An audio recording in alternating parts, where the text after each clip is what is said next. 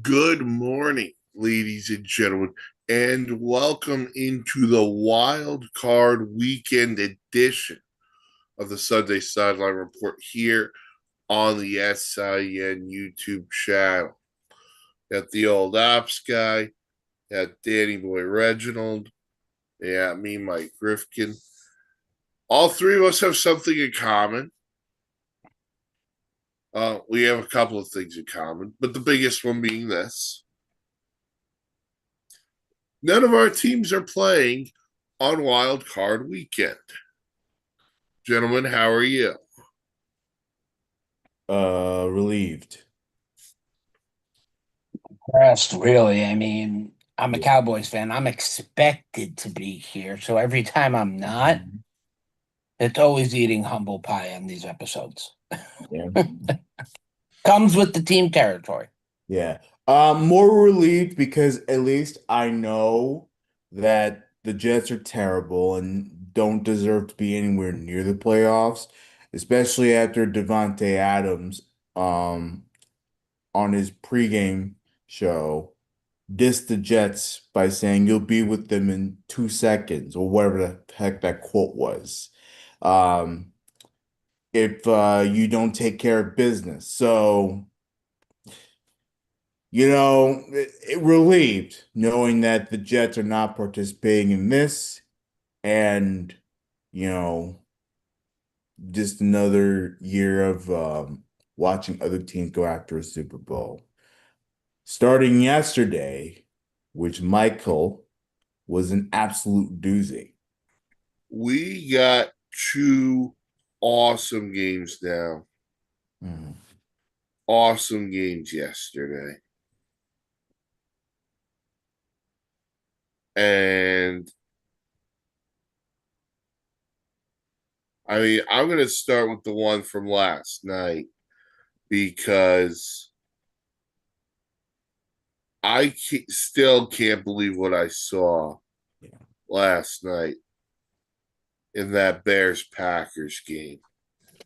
The Chicago Bears, who could not do anything through three Mhm. quarters, Yeah. put up 25 points in the fourth quarter, including a late touchdown from Caleb Williams to DJ Moore with just over a minute left to give the Bears a 31 to 27 win over their hated rivals, the Green Bay Packers. Caleb Williams, as I mentioned, 24-48, 361 yards, two touchdowns, two picks.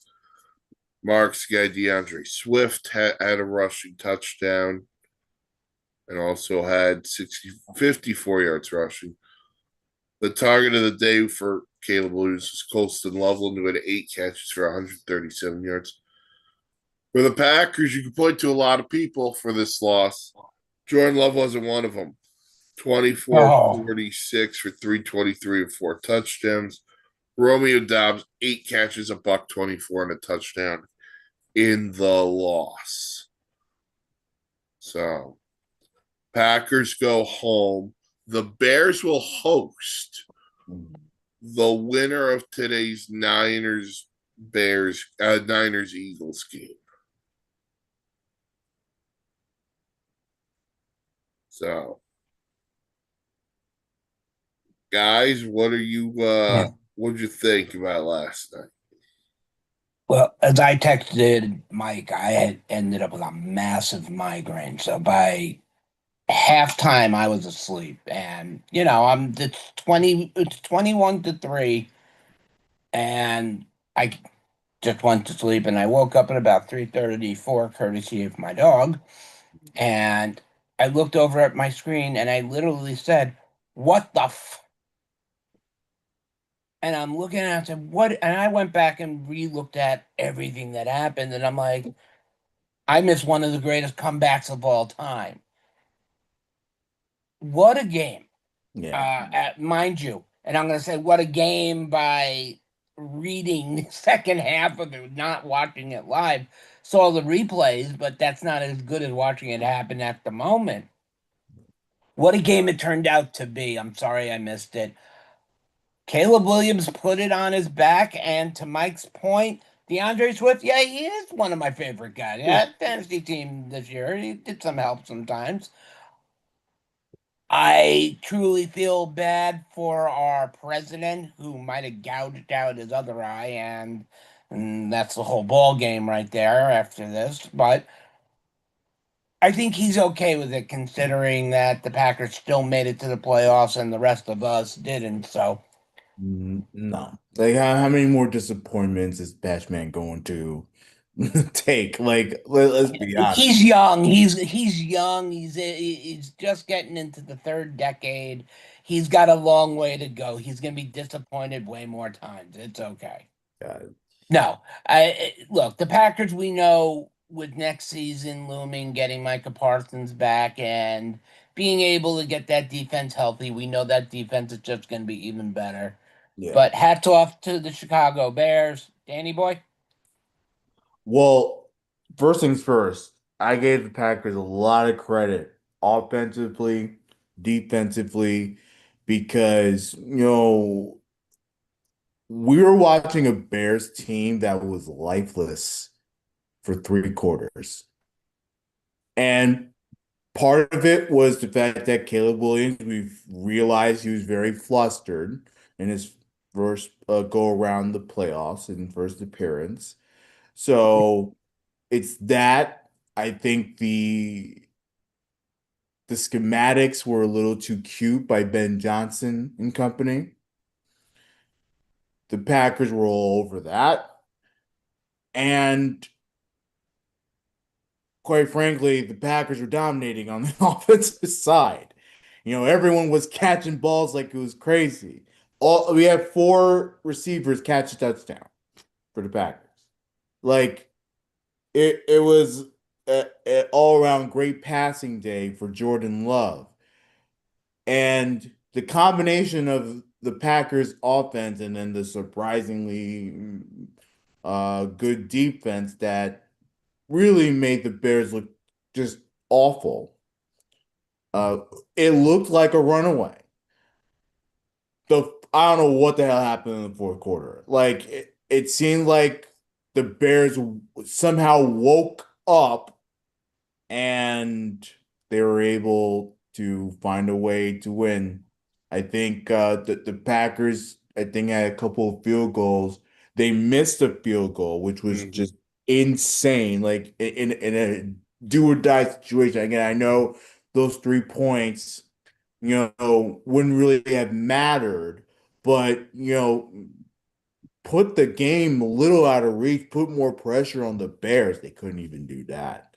So, and then Caleb Williams, for someone that didn't do anything, all of a sudden he scores 25 points. Amazing. Soldier Field in a frenzy. Heartbreak over at Lambeau.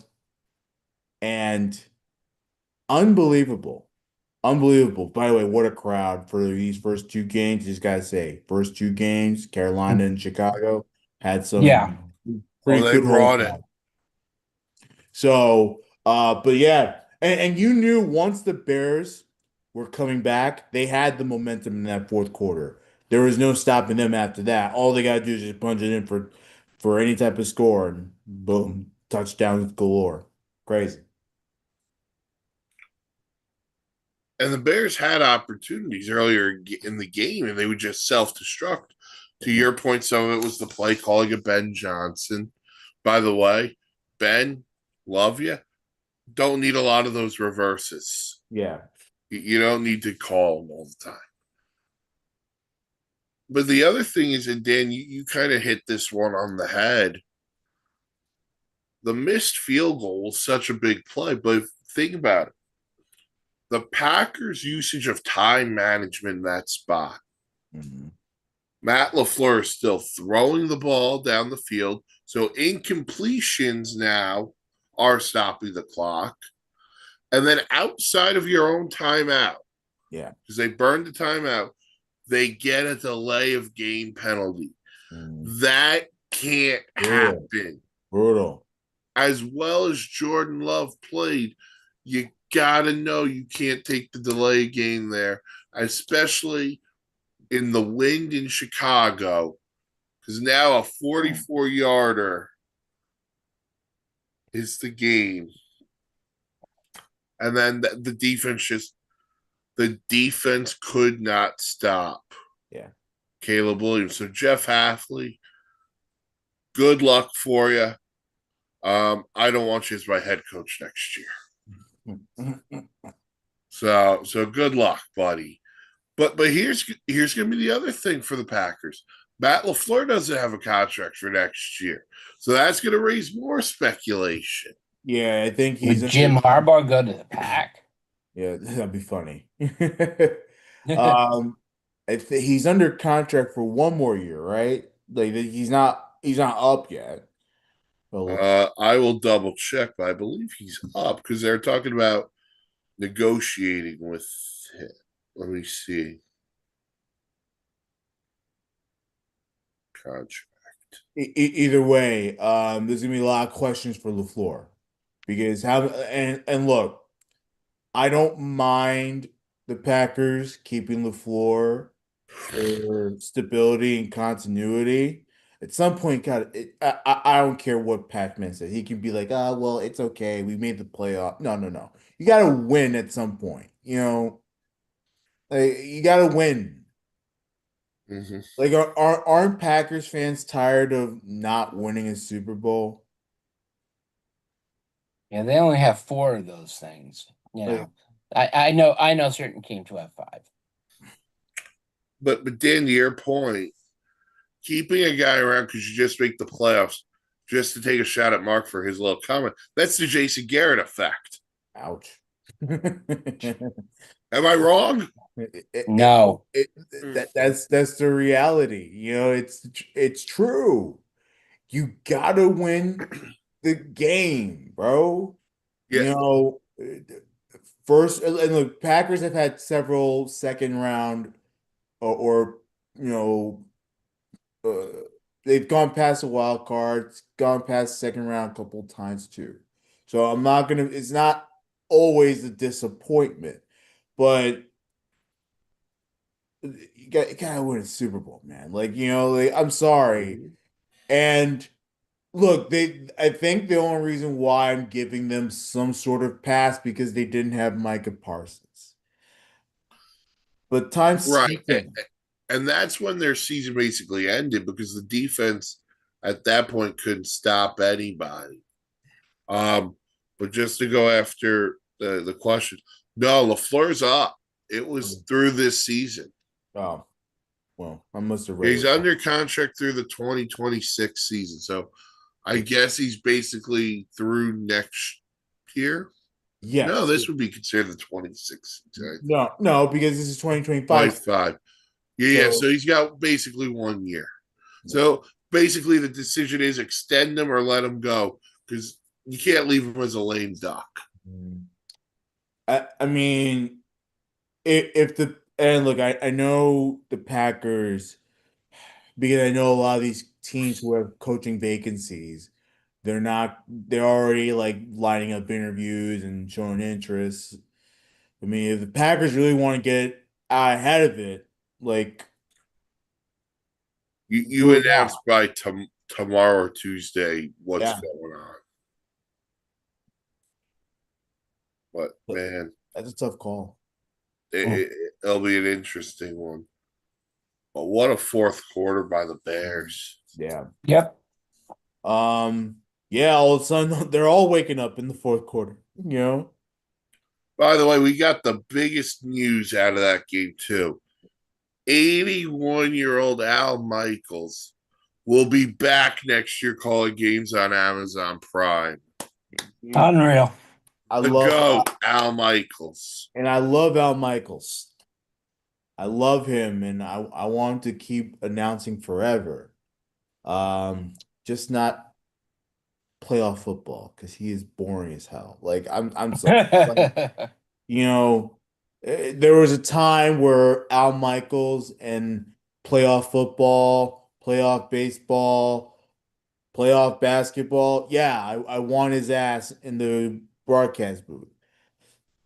Nowadays, it's God, like I don't know, like it's cringy. It's cringy at times, you know. Listen, I'll take Al Michaels over a lot of people. I guess, like I guess, you know, it's not the worst thing in the world. I love Al Yeah, I know. Michaels. It could be Moser broadcasting one of these games. Ouch. You know what you did, Nate.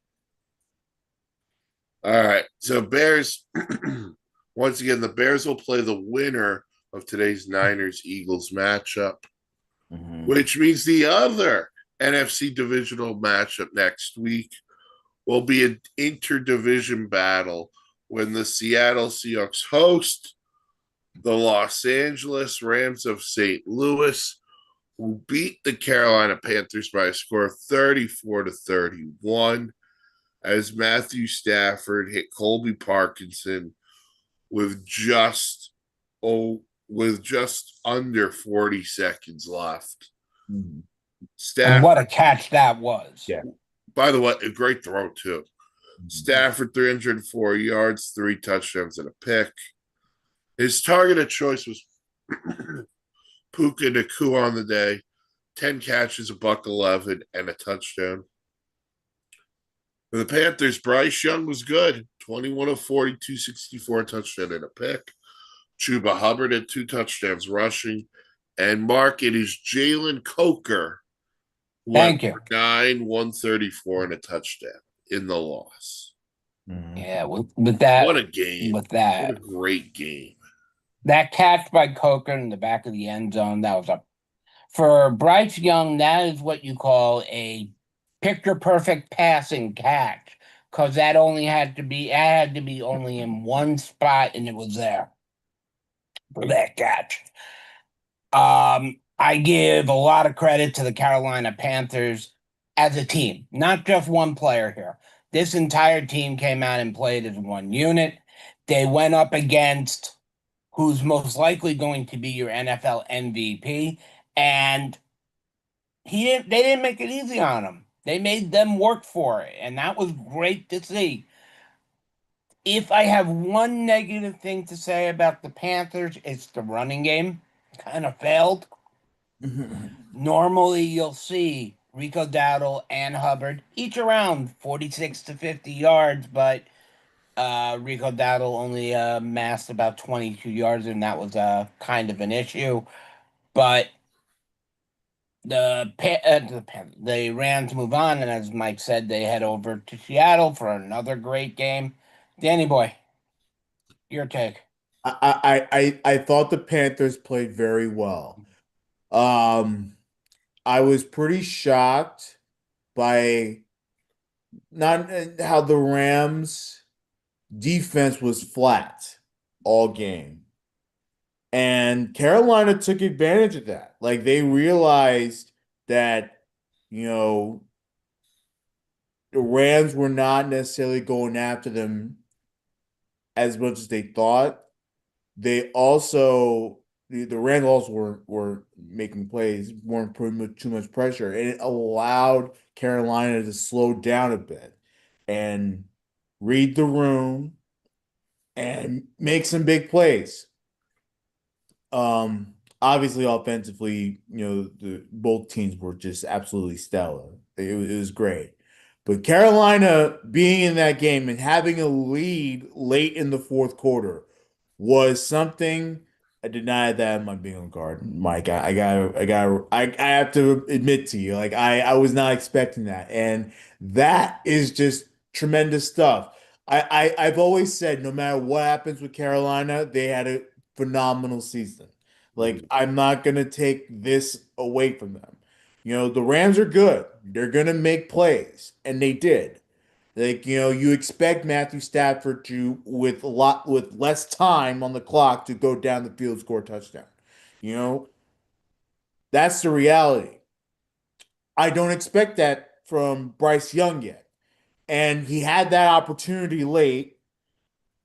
And look, again, this could be the fact that, you know, young coach doesn't know what he's doing, young quarterback overthinking it. offense, overthinking it, forcing it down the field is not the game. They had 3 timeouts and they decided to keep forcing it down the field. And for the Rams, they're like, okay, you want to try us? Well, We're not going to get beat over better our make heads. plays, you know? And no one was making plays for Carolina at the end. Uh, Tremendous season, but the playoff bug bit them.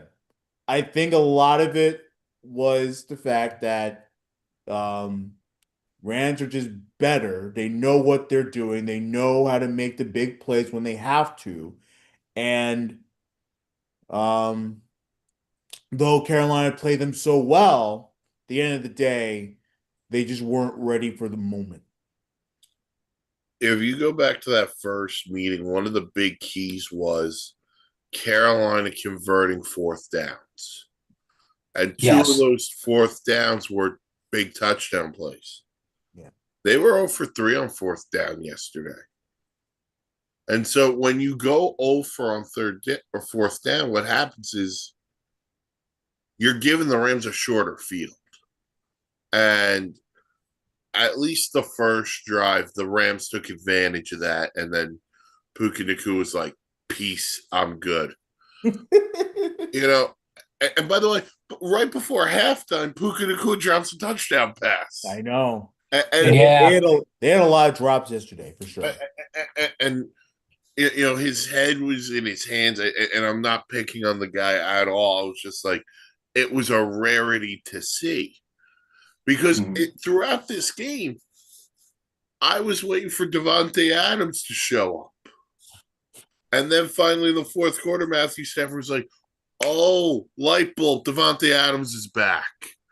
And the combination of those two, and then you add in those tight ends. Parkinson, Higbee came back. He had a nice catch. And then you sprinkle in the running game. The Rams have it all on offense. And I think Sean McVay and Matthew Stafford did a really good job late in that game of making it an adjustment. And then that throw to Colby Parkinson was just. And for Parkinson to catch it, stay inbounds and score. Yes. Yeah. Oh. And that's not easy. I'm watching the replay right now. That was not easy. You know, he's catching it.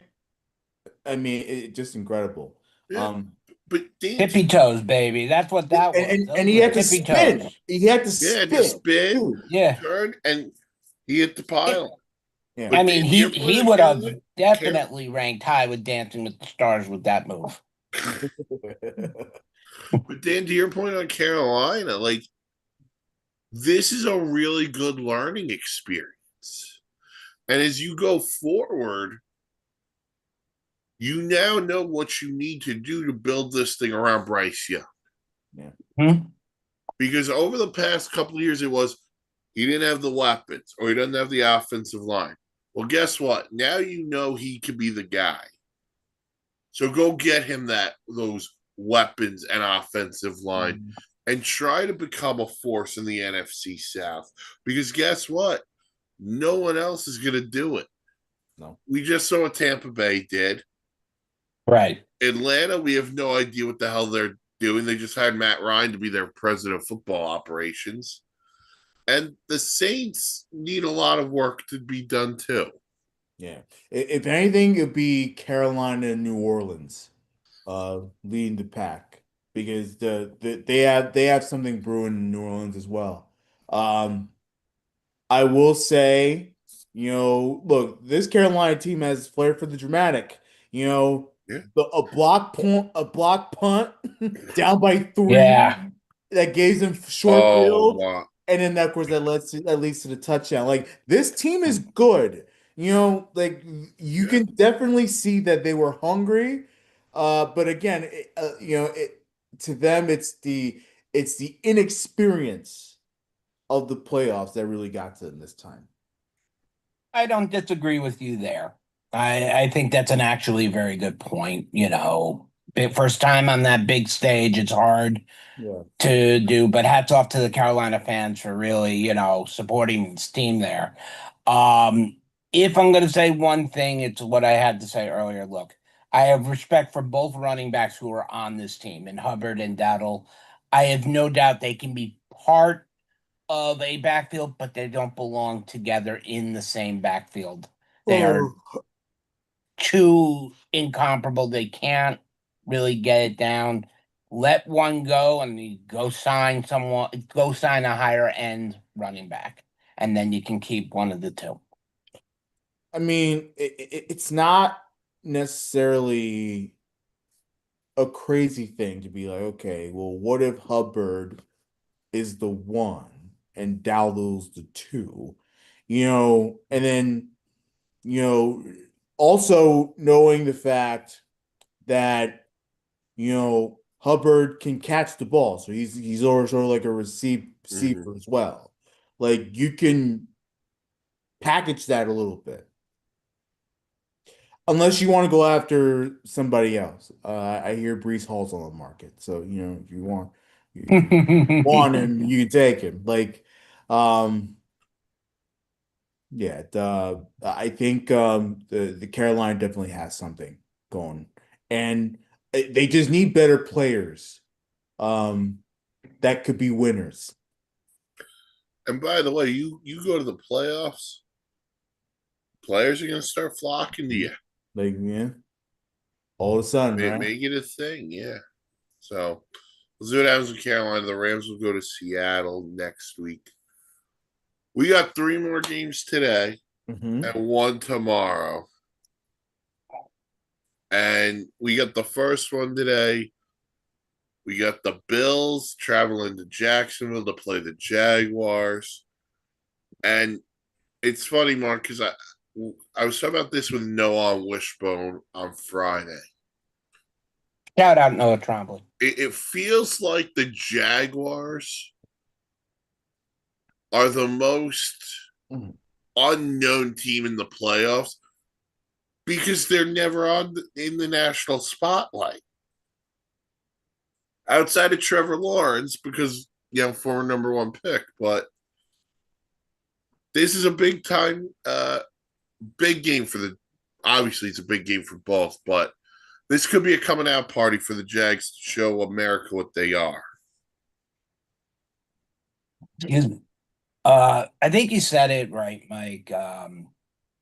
Jacksonville, yeah, a little bit inferior, but Buffalo's been here. Buffalo knows what the score is.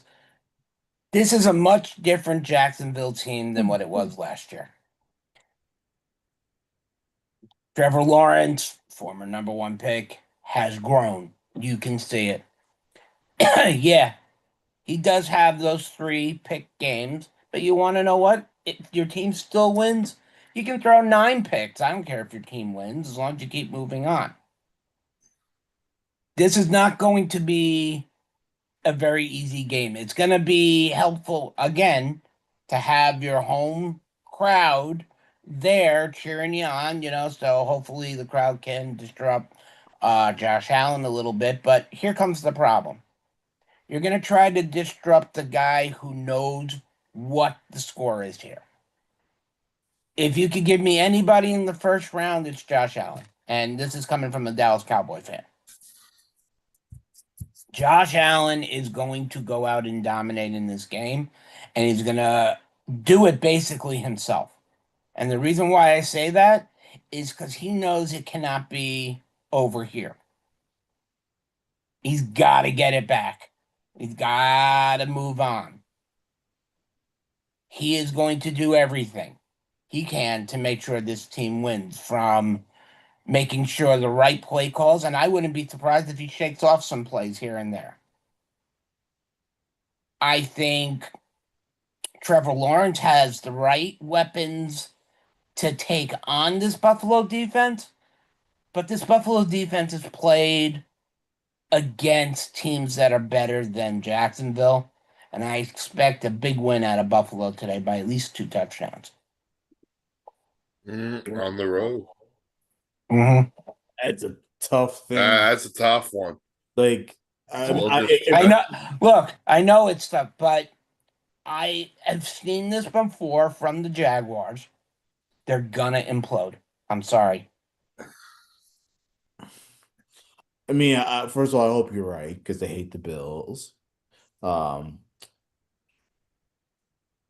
I hope you're right. So Moser just crashes. you know, like I hate the Bills, but at the same time, like I want them to be hyped up to go to the Super Bowl, or for them to face plant in the AFC Championship game again. Like I would hate a first round exit for the Buffalo Bills. I would hate that. You know, as much as I again hate the team, I would hate it for the Buffalo Bills to be like, oh well, we're made to the playoffs, like we're out after the first round. Like never a good moment. And um for Buffalo, I think a lot of it is allowing Josh Allen to carry the guys. Because I know that the Bills have weapons, more weapons than we think. And Josh Allen knows how to utilize his people, as well as he knows how to um, utilize himself without having to make a big time mistake. And that's why a coach like McDermott, as well as the offensive staff, they can trust him to do that. Whereas with Jacksonville, even though they've had such a great season and offensively, this is by far Trevor Lawrence's best year. It's not even close. Do they have that same trust, or is it a playbook by playbook thing with Trevor Lawrence? Mm. I think there's a lot of X factors here. Remember, the Jags are number one against the run defensively. So maybe James Cook becomes a non-factor in this game, which to Dan's point, someone else on Buffalo's offense is gonna have to step up. And that'll probably have to be Dalton Kincaid, just because outside of Khalil Shakir, I don't trust anybody on the outside. Even Brandon Cooks, even though he made some plays, who even knows if he's playing today? I don't know. But for the Jags, look, the Jags went out and made the deal for Jacoby Myers, and he's been awesome. And that's kind of unlocked Brian Thomas. They've unlocked Trevor Lawrence's legs a little bit. Obviously, ETN and Brenton Strange. I think if you're Trevor Lawrence, I think the big thing is this: just play like you've played all year. Like, calm, cool. I think the fact that this game is in Jacksonville and not Buffalo is a little bit more of not an advantage for the Jags, but I think it's more calming to the Jags. Yeah. Because for the Bills, like the weather's not going to be an issue, you know. But can the Bills defense stop the run? Can they stop ETN and Lawrence in the running game? Or are the Jags going to be able to run the ball all over them? And if the Jags can run the ball and set up their play action game, look out. It could be over early. This is going to go one of two ways. There's either going to be a defensive battle or it's a shootout. There's going to be no in between here. My money's on the shootout. In Florida, I don't believe it's going to rain. And you know what? As good of a story as the Jags have been all year, this is going to be an interesting one. But to Mark's point, I just think Josh Allen puts on the cape today. Guess what? He's going to have to wear the cape for 3 games to get them to the Super Bowl. Yeah, this is And definitely Buffalo's toughest road yet. Um, they're a good team, but they're only good enough to be a road wild card. So that is, quite. I'm losing my terms here. I'm sorry, guys. I don't know where I No, was going with no, that. no, but you're right. They're a wild card team, but at the same time, They're listen, good team. no excuses. There's no Mahomes, no Mhm. Joe Burrow, no Lamar Jackson. Yep. This is an AFC. If you're the Buffalo Bills, you have to win. Figure a way to win. I don't Mhm. care if you're on the road. Mark, close your ears for a second. Eli Manning went on the road in Mhm. 2007 as a wild card, and he won 3 games on the road. Flip me off as much as you want. I'm telling the truth. I hate the guy. I'm allowed to. Freedom of speech, freedom of expression. It's there. We get fined. Dan is the rich one. He'll pay the fines. No problem. Listen, they went to Tampa, they went to Green Bay. Oh yeah, they went to Dallas for the divisional round. Yes, I remember very, very well. I also remember a famous boating trip too, Yeah. and hence why they have never gotten back to where they have. But you want to know something? I'm on a boat, Great Lonely Island track. It's phenomenal Lonely Island track. All right, so that's your first game, Bills Jags. Second game of the day, winner will go to Chicago and play the Bears. We got the Niners and the Eagles. Trent Williams, Niners left tackle, is expected to be a go today. He will most likely be up. Okay. And on a snap count. Mm. The one where 2 injuries we're waiting on, Ricky Pearsall from the Niners, Lane Johnson from Philly. I think it's going to be more likely you're going to see Pearsall. Lane Thomas has not been able to move around very well on that leg. So, will he be quote unquote told you got to give it a go? Sure.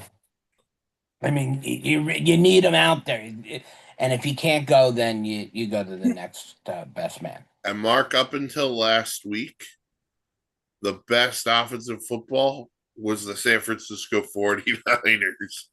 And they were rolling with Brock Purdy, McCaffrey, and George Kittle. This game has become a little bit more interesting than it was a week ago. Um, I think you're going to see a Philly team that's overmatched. I think they're beat up, they're injured. There's a lot of animosity on that team, a lot of internal problems. And once Philly is out, whether it is this week or next week, I truly expect a lot of changes to come out of that team. As for today, I see the San Francisco 49ers controlling the speed of this game. They are, as Mike said, best offensive team in football, and with good reason. Good wide receivers, great tight end, top three best running back in football. Also, as a dual back, as a wide receiver and as a guy behind the line, a good line, and your defense is not average; it's above average. So, I mean, I think Philly's going to give everything it's got, but it's not going to be enough. And look for the 49ers to come away with the win today. Philly's interesting because again, they're one of those middle of the pack teams, right? Mm-hmm. They're up and down. They struggle offensively, and this is probably the worst offensive performance I've seen with this era of Eagles football. Um, but yet they win the division because the division's horrible when they host a playoff game.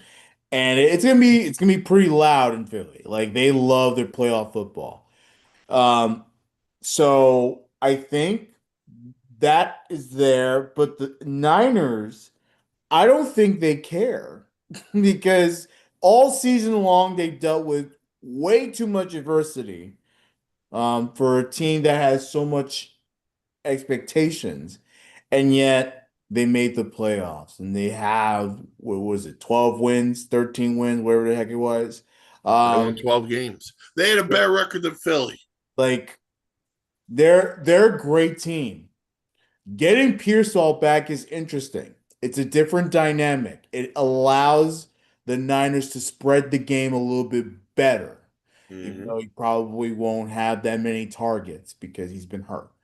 But still, like it's another option for them. So, you know, Kyle Shanahan and company, they have a lot working. And don't sleep on that defense. That Niners Yeah. defense is pretty good. They're very good. Right now, they just have an issue getting to the quarterback. That's mainly due to the injuries. Yeah. But I will say this: I think the key for the Niner defense is limiting Jalen Hurts' running, Mhm.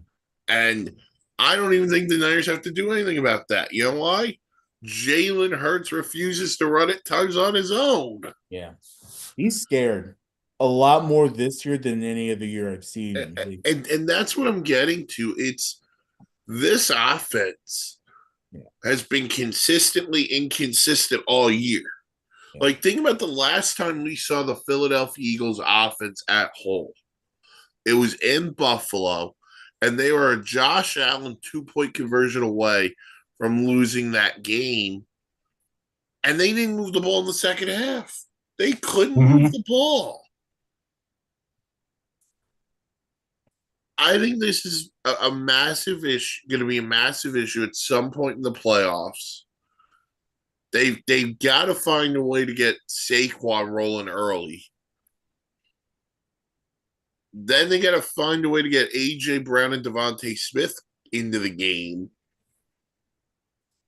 But I think if you're the Niners and Dan's guy Robert Saleh, hey, I'm just not going to get beat over the top by a lot. Mhm. And I'm gonna, if they want to feed Saquon and Saquon wants to go for a 20-yarder, hey, I'll give that up as long as it's not 6. I think the Niners defense has a plan. I'm not bet Shanahan in the play. Shanahan's been awesome in the playoffs, Yeah. and I think this. I'd like the Niners on the road. I just Mhm. everything they've been through and everything about the Eagles scares me. Everything that has gone on about Philly scares me. It reminds me of what they did when they went to the Super Bowl the first time with Jalen Hurts, and then they lose to Tampa in that playoff game. I, I like the Niners. I just do. Yeah, I don't remember what I picked for this game on SAP. Mm. I'm sure I picked San Francisco because they're better. Even with the injuries, they're better. Yeah. And Yep. then the night game, old school, Philip Rivers, Tom Brady. Let's freaking go. Oh no, wait, it's Drake May against Uh, Justin Herbert. It's Chargers Patriots. not as enticing, but still, it works. Not as enticing. Um, but Mark, another game. Two young quarterbacks. Here we go again. Justin Herbert. We all know what Justin Herbert is. We've watched it every single year. But every single year we seem to get to this point. And the guy we know fizzles away just like Tom Holland did in the Avengers. It's time to bring back that Herbert, but let's change the narrative here. You got 3 good receivers. You got 2 young running backs capable at times of really showing excellence. I think that's been an area that's really been of concern is the running game. You got a good line. Herbert needs to basically, like I pointed out on another team, and Dan put the cherry on top, has to pull out the cape. He has to be the guy who's today is saying, no, this is what we're doing. You get here, you go there, whatever. Flip it to the other side. New England Patriots. What a season. just let's start that. What a season Mike Vrabel has had as head coach. What he's done with this team to bring it back to excellence is not short of a miracle. He was a great football player. And he's a damn good coach. Drake May. After I don't want to call it a failure with Mac Jones. I just don't think Mac Jones was given enough time to ever really develop there. Well, he But caught the tail end of Belichick, which we knew was horrible. right, and he did have that first good year. He was Yeah. great, and then the second year, the sophomore jinx kind of wrapped him up. Drake May has taken all the shit shot at him and thrown it right back. He's gone out week after week after week, putting up great numbers and great stand and great play. Two good running backs. To me, I know it sounds funny. This is where my problem is. I don't like the receivers there. I'm going to keep my mouth quiet on stuff that's going on, and I'm not going to make a comment. But I don't like the receivers in New England. I don't think they're up or anywhere near on the level of what the Chargers are. In short, Chargers are going to win this game. It's not going to be by a blowout. This will be a fight. I say it's not going to be high scoring either, but it's not going to be low. Give me 21-17 Chargers. Dan? I have to say the Patriots, they're this group is new to the playoffs, so it's going to be different. It's a different ball game now. It's no longer the regular season where and look again. I don't want to harp on the regular season because the truth of the matter is this is the real big time matchups. Like this is where it all matters.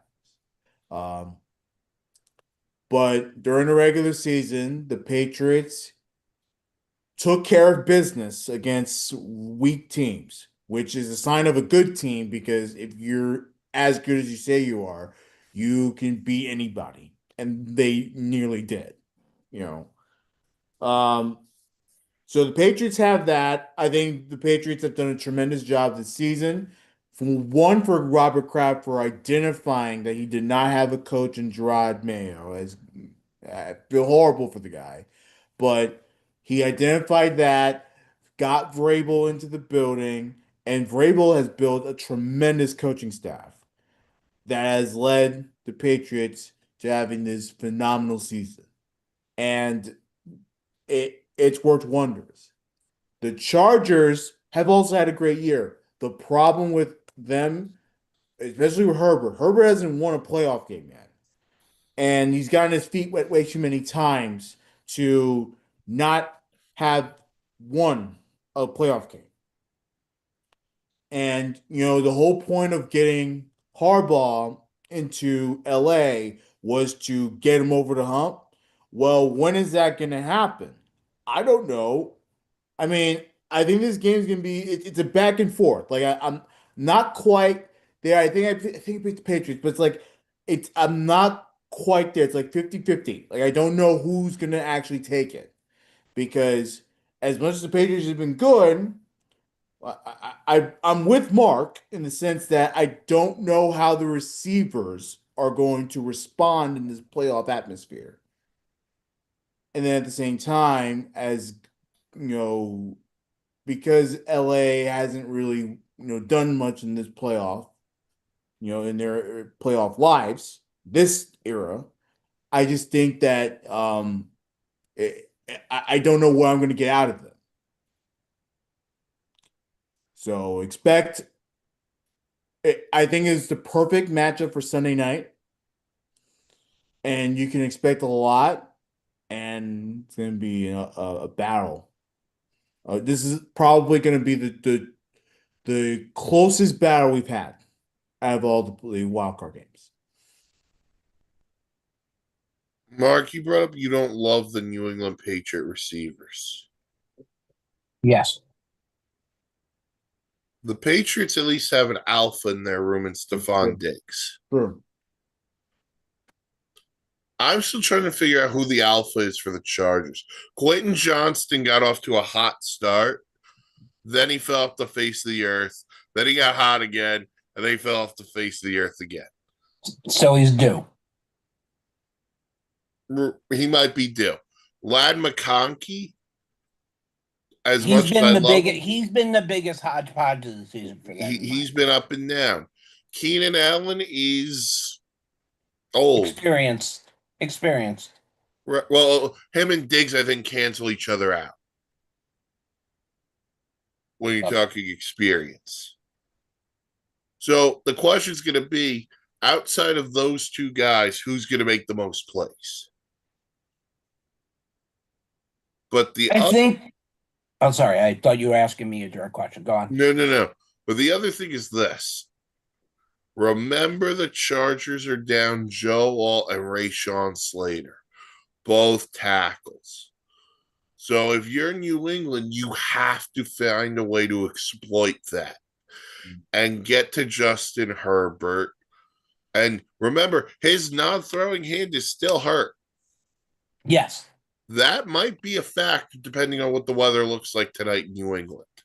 Yeah, and yeah, tough one, Mark. You know, the weather on the East Coast, at least there's no storm hanging off on it, causing major problems. It's cold. Welcome to the Northeast after December. I mean, it doesn't get warmer here, it gets colder. And as you get further north, it gets even colder than that. This is in the favor of the New England Patriots because at home, with that crowd, with the fact that the Chargers are a West Coast team, they play in the sun, they're sunshine. You know, that's what it is. Justin Herbert has been there. Mike, you said the one thing that I think every defensive coordinator is licking their chops on, and then talking about missing the two tackles. And it's not like you're missing two guys who have been there 2 years. Now you're missing two guys who. Well, Joe Alt has been there 2 years.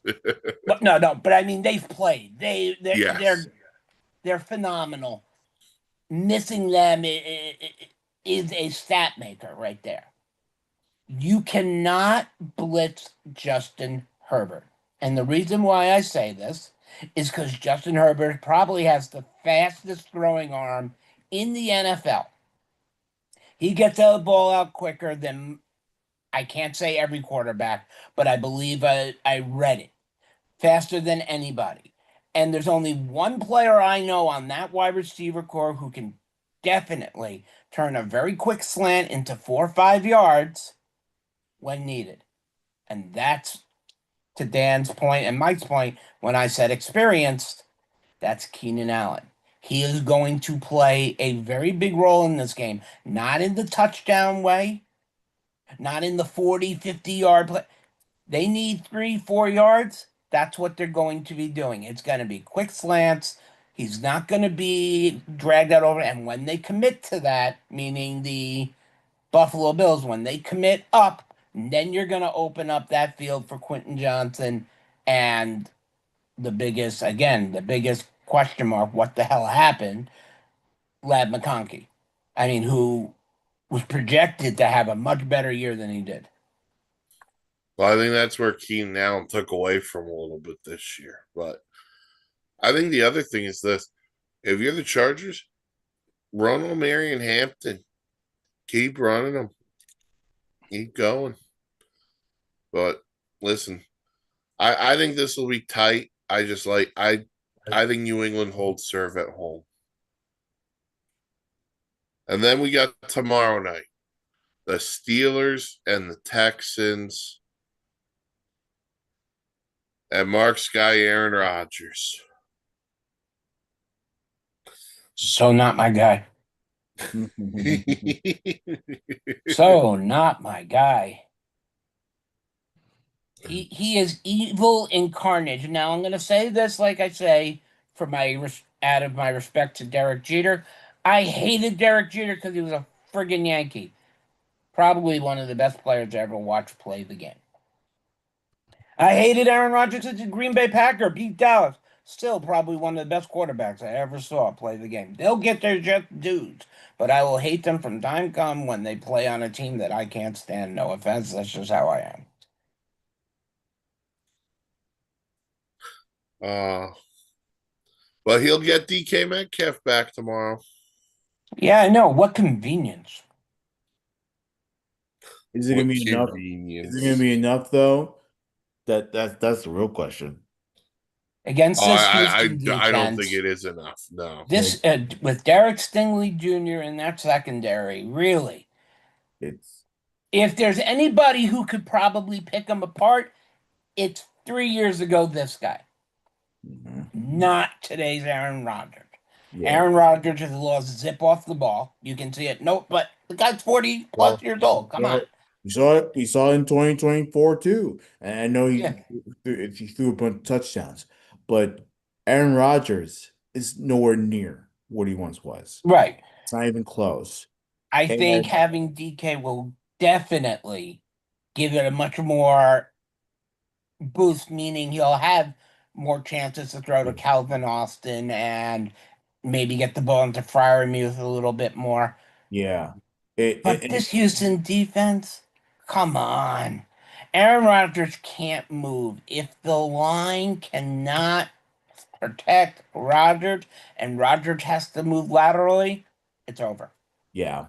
The big thing is the Houston defense, who has been tremendous, and they've gotten better week after week after week. It's not like they reached the ceiling and peaked mid-year. Like, no, they've been getting better and better, and they've been consistent.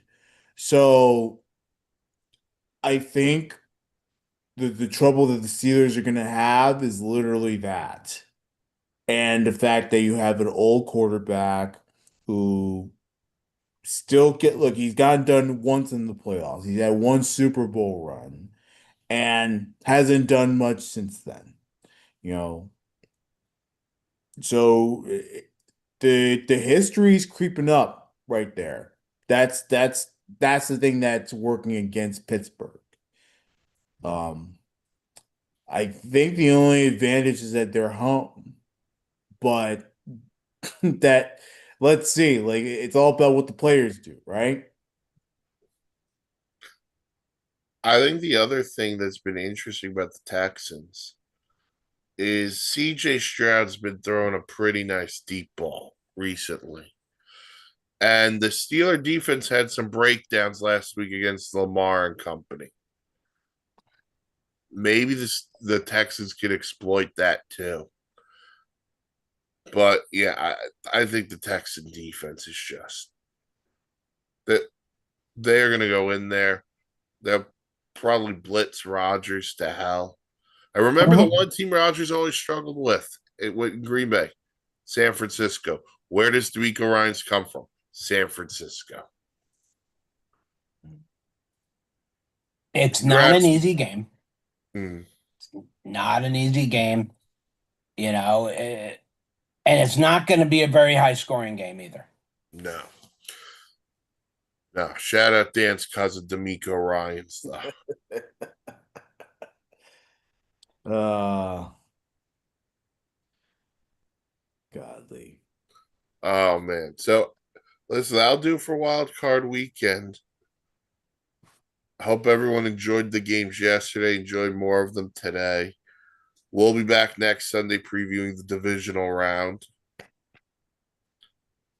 Follow us on the socials, Facebook, the Sports Insanity Network, Twitter, S Insanity Real.